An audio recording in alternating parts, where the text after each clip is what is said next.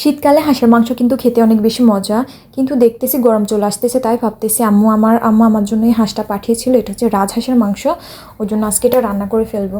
দেখতেই পাচ্ছেন আমি এখানে পরিমাণ মতো মশলা নিয়ে নিচ্ছিলাম। আমার এখানে প্রায় 2.5 কেজির মতো হবে মাংস, ওই জন্য আমি পরিমাণ মতো মশলা আর সামান্য একটু পানির মধ্যে গুলিয়ে নেব।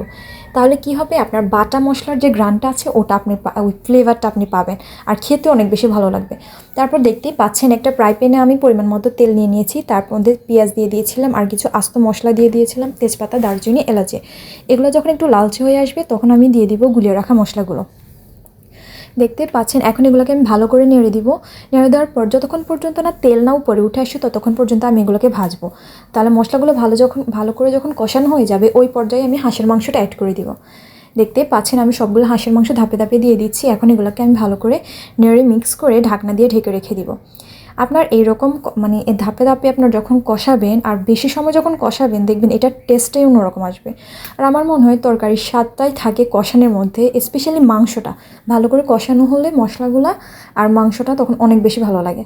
আমি এরকম করে ধাপে ধাপে আপনার রান্না করব। দেখতেই পাচ্ছেন অনেকগুলো পানি উঠে গেছে।